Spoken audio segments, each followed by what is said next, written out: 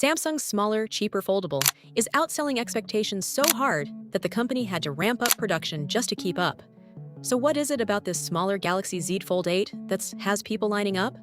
And more importantly, should you be one of them? Samsung just split its foldable lineup in two this year.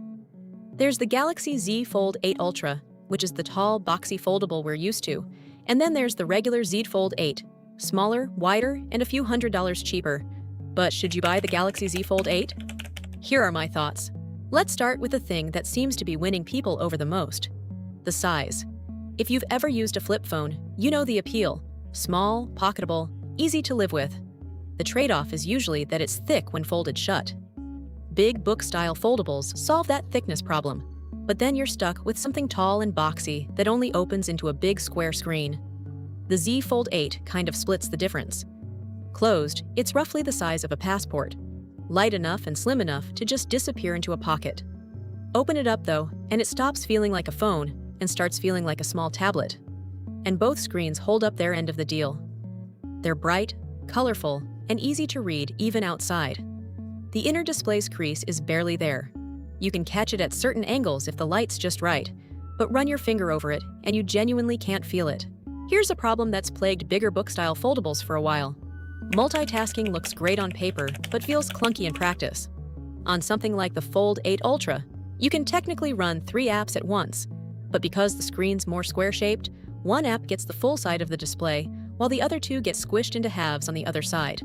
It works, but it's not exactly elegant. The Z Fold 8, because it's wider, can actually run 3 apps side by side, evenly, like a real multitasking device. That wider shape pays off with media too. Ebooks look great whether you're holding it up or turning it sideways. Videos benefit from smaller black bars compared to the Ultra. And because you can rotate it into portrait mode, vertical content like TikTok or Instagram actually fills the screen properly instead of leaving you staring at a tiny strip of video in the middle. Foldables have never been what you'd call affordable, but the Z Fold 8 undercuts its bigger sibling, the Ultra, by a couple $100s. And here's the thing: you're not giving up much to save that money. Performance, storage options, RAM, the 7-year software support promise, even most of the feature set. It's all basically the same between the two. That couple $100s saved could just as easily go toward accessories, like Qi2 charging gear. So on paper, it looks like the smarter buy. But cheaper than the Ultra, and actually cheap, are two very different things. Which brings us to the other side of this. It's still a $1,900 phone. That's not cheaper foldable money. That's more than a month's rent in a major city money. Trade-in credit and carrier financing can soften the blow, sure. But at the end of the day, you're still handing over close to $2,000 for a smartphone. That's a tough pill to swallow, no matter how good the phone is. The Ultra is sitting right there for just $200 more. For that extra bit of cash, you get a bigger display, a bigger battery, and a genuinely better camera system, including a 200-megapixel main sensor and a dedicated telephoto lens.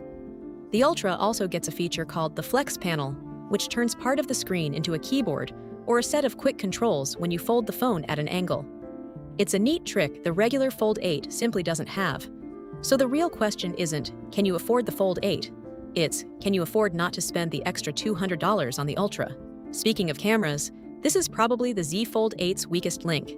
You get two 50-megapixel sensors, and the photos are decent, but decent is about the ceiling here.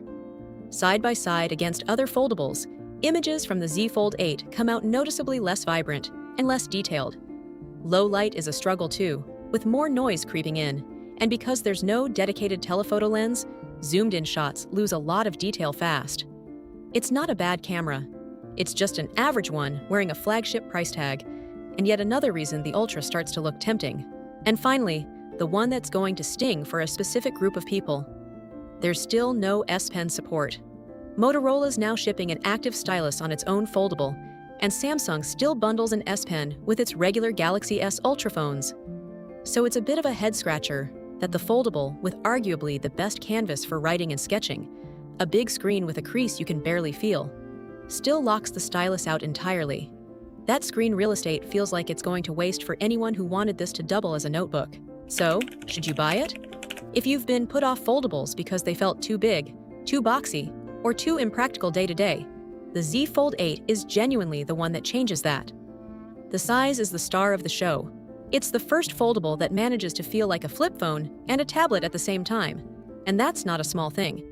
But if you can stretch your budget by just $200, the Ultra is the more complete phone. Better cameras, a bigger battery, and the Flex panel. It's a meaningful upgrade for not that much more money. The Z Fold 8 isn't the phone to buy because it's the best foldable Samsung makes.